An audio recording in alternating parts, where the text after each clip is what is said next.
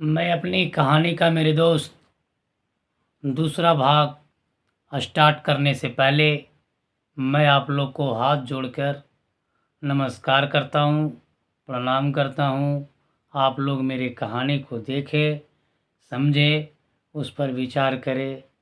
मेरे भाई, आप लोग पर ही मुझे भरोसा है और मुझे तो इस परिवार पे से भरोसा उठ गया है। इस समाज में पर भरोसा है कि क्या मुझे समाज से भरोसा मिल सकता है, मुझे सहायता मिल सकता है कि नहीं। इसलिए मैं ये कहानी आप लोग के समक्ष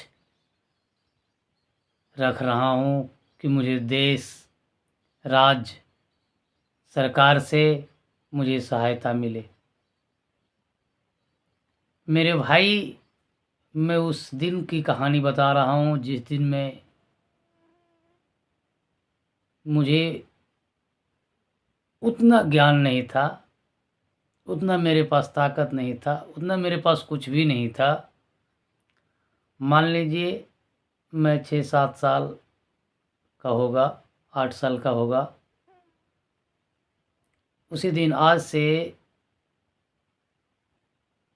30-31 साल पहले, 30 मान लीजिए या कम बेस हो सकता है भाई, उतना एग्जैक्ट नहीं बता सकता की बात है। मैं 2 या 3 क्लास में पढ़ता था।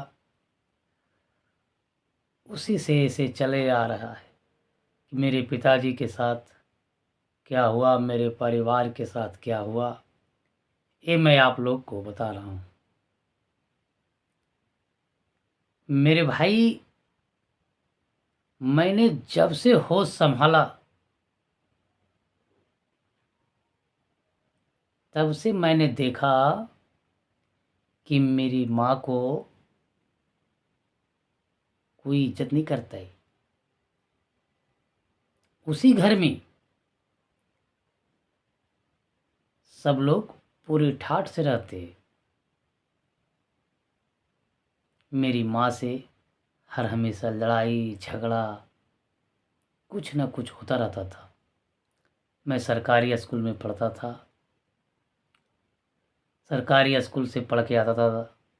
कोई गांव वाला बोलता था, ये तुम्हारी माँ को तुम्हारे परिवार वाले में से अपने चच्चा या जो भी कहिए मारा है। कभी सुनते थे क्या तुम्हारी माँ चली गई अपनी नानी के यहाँ, क्यों? तो पता चला कि मारा था। मैं सब सुनते रहता था, उतना नहीं ध्यान देता था। लगता था कि चलो मेरी माँ का ही गलती हो। धीरे धीरे समय बीतता जाता है मेरे भाई। समय का चक्र है, चलता जाता है, समय तो रुकता नहीं है। उसी तरह से चलते आया। मेरे घर वाले यानी मेरे चाचा, जो लोग मुझे परेशान किए, आज तक परेशान करते आए, मेरे परिवार को आज तक नहीं लगाया। आज का तो हाल 2025 में वो बुरा है, उसका तो हाल ही मत पूछिए कि क्या कर रहा है वो लोग मेरे साथ। मैं लोगों को बता बता कर थक गया हूँ। कोई लोग इंसाफ दिलाने के लिए दो बात बोलने के लिए तैयार नहीं है। उनसे लोग डरते हैं। अब पता नहीं क्यों डरते हैं, मुझे नहीं पता। मेरे भाई, ऐसी कहानियाँ सुनने या सुनाने से पहले दिल फट जाता है। कितना हिम्मत करके मैं अपनी कहानी को खुद बयां कर रहा हूँ।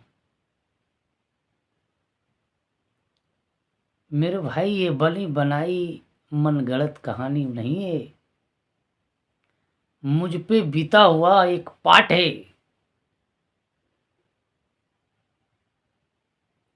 मुझ पे बीता हुआ क्रस है। मेरी मजबूरियां हैं, मेरी बेबसियां हैं, मेरी तकलीफ़ें हैं, मेरी ज़िंदगी है।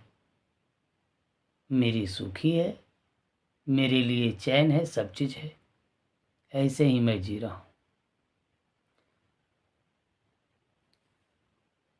मेरे भाई, जब उस समय की बात है, जब मैं देखता था, कभी कभी तो ऐसा होता था कि मेरे सामने भी लोग मेरी माँ को गाली गलौज करके मारने लगते थे। हिम्मत नहीं होता था कि मैं क्या करूं, या मेरा दिमाग नहीं काम करता होगा, या उस समय पता नहीं क्या लगता होगा। कुछ लगता कि चलो मैं क्या करूं। मुझे मतलब उतना कुछ पता नहीं था मेरे भाई, मैं क्या करूं। समय चलते गया, समय बीतते गया। उसके बाद जब मैं 4-5 क्लास तक चला गया, धंधा वही था, मेरे घर वालों को प्रतिक्रिया। मैं 5 क्लास में चला गया, मैं समझदार होने लगा, हो गया। तो पर भी हमारे घर वाले की रवैया हमारे माँ के प्रति, हमारे परिवार के प्रति नहीं संभला कि हाँ भाई, ये भी तो परिवार है, ये भी किसी का है, माँ है या कुछ भी है। नहीं सोचा लोगों ने।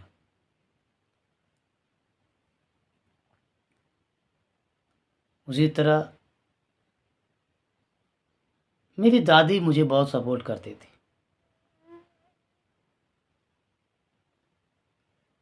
पूरे परिवार में दादी मुझे इतना सपोर्ट करती थी, मत पूछो, मेरी जान है। अभी भी वो मुझे अलग कर दिया लोग, मेरे पिताजी को, हम लोग को, लेकिन मेरे पास मेरे दादी है, सबसे बड़ा खुशी की बात। अभी मैं बताऊंगा। मेरे भाई, जब मैं 5 क्लास में था, एक बार की घटना है कि मेरी माँ को लोगों ने मारा, पीटा या जो भी किया। मेरी माँ चली गई, नानी के यहाँ चली गई। तो मैं ले आया। बहुत बड़ी कहानी है दोस्त, इतनी बड़ी है ना, पता नहीं कितने दिन तक चलेगा। मुझे मेरी दादी ने बोला कि जाओ माँ को ले आओ, यहाँ काम है।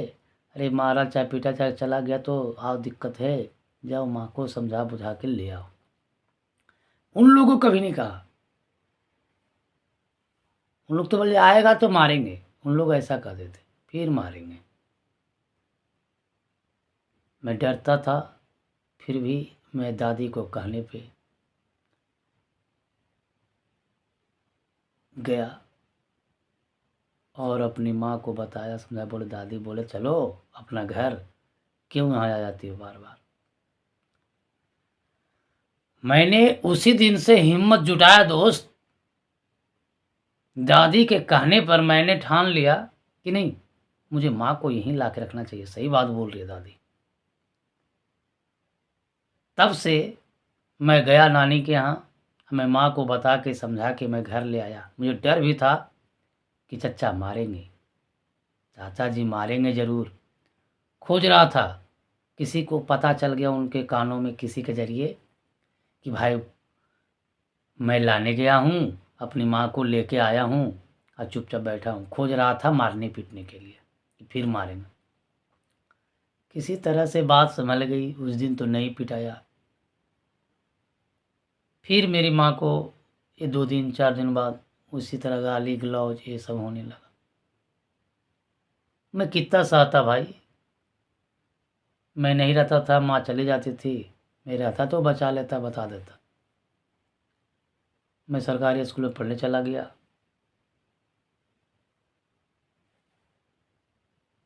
ऐसा ऐसा होता है मेरे दोस्त, ऐसा ऐसा हुआ है, आपको मैं क्या बताऊं। दिल कांप उठेंगे अगर आप दिल से सुनेंगे तो। आज मैं दूसरा भाग यहीं तक रहने देता हूँ। आज के बाद, आज मेरा मूड नहीं कर रहा है। अगला भाग में मैं आगे दिन बताऊंगा। ठीक है दोस्त, अगले भाग भाग 3 के लिए मैं ज़रूर आपके लिए पेश